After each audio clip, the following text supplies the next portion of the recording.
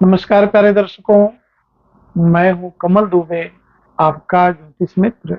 सौभाग्य सलाह में आपका स्वागत करता हूं। प्यारे दर्शकों, महर्षि पराशर ने ज्योतिष के बहुत सारे महत्वपूर्ण सूत्र दिए हैं। उनमें से एक महत्वपूर्ण सूत्र दिया है चंद्रमा के बारे में। दरअसल बात कुंडली में चंद्रमा जिस भाव में बैठते हैं उसी से संबंधित चिंता उस व्यक्ति को होती है। जैसे किसी भी जातक की कुंडली में चंद्रदेव यदि प्रथम भाव में ही आकर के विराजमान हो जाते हैं तो ऐसा व्यक्ति अपने पर्सनल डेवलपमेंट के विषय में आजीवन चिंता करता है।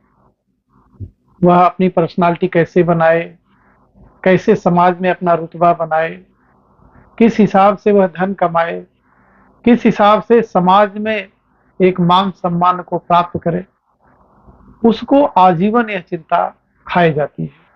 उसी प्रकार से यदि चंद्रदेव दूसरे भाव में विराजमान हो जाए किसी जातक की कुंडली में तो ऐसा व्यक्ति धन दौलत को लेकर के चिंतित रहता है। कैसे धन कमाए, कैसे प्रॉपर्टी बनाए, कैसे अस्थायी संपत्ति उसको प्राप्त हो, इसकी चिंता में वह लगा रहता है और उसी चिंता को लेकर के, उसी चिंता को दूर करने के लिए वह प्रयासरत रहता है।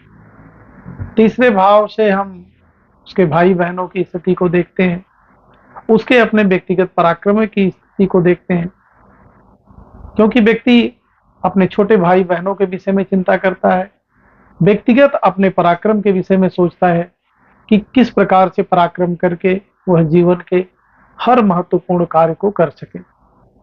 चौथे भाव में विराजमान होकर के चंद्रदेव ऐसे जातकों को लग्जरियस लाइफ के लिए चिंतित करते हैं। कितना गाड़ी बना ले, कितना बंगला बना ले, कितना सुख संपत्ति इकट्ठा कर ले कि उसके जीवन में कभी निराशा न हो।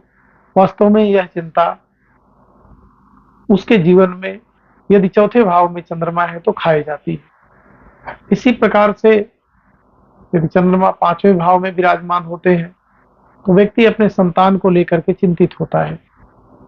संतान होती नहीं है, जल्दी होती है तो आज्ञाकारी नहीं होती है, उसका मान सम्मान करने वाली नहीं होती है। आजीवन वह संतान को लेकर के और अपने पढ़ाई को लेकर के चिंतित रहता है। छठे भाव से पर्सनालिटी डेवलपमेंट, अपनी नौकरी, जो वह नौकरी करता है उस नौकरी में जीवन भर उसे खतरा बना रहता है। कैसे नौकरी करे, किस हिसाब से धन कमाए, कितना लाभ उठाए, उसकी चिंता उसको बनी रहती है। सातवें भाव से रोज के इनकम, पति पत्नी के सुख की चिंता ऐसे जातक को बनी रहती है। आठवें से आयु मृत्यु की स्थिति बनी रहती है। नौवें से उसका भाग्य किस प्रकार से आगे बढ़े, जब भी जरूरत पड़ती है भाग्य साथ नहीं देता है, ऐसी चिंता उसको बनी रहती है। 10वें भाव से उसके कर्म की चिंता उसको बनी रहती है। 11वें भाव से उसके लाभ की चिंता उसको बनी रहती है और 12वें भाव से उसके खर्च इतने होते हैं कि वह खर्च कैसे रोके, किस प्रकार से रोके, जेल यात्रा न उसको जाना पड़े, ऐसा किस हिसाब से वह कर्म करे, ऐसी चिंता उसके जीवन में बनी रहती है। मेरे दर्शकों, महर्षि पराशर ने हमें यह बहुत ही महत्वपूर्ण सूत्र दिया है। देखिए, आपके चंद्रदेव आपकी कुंडली में कहाँ विराजमान है, उस भाव से संबंधित आपको चिंता रहेगी। उस चिंता को दूर करने के लिए आपको प्रयास करने की जरूरत है। फिर एक महत्वपूर्ण विषय पर आपसे चर्चा करेंगे। आप सभी दर्शक हमसे जुड़े, आप सभी का बहुत बहुत धन्यवाद।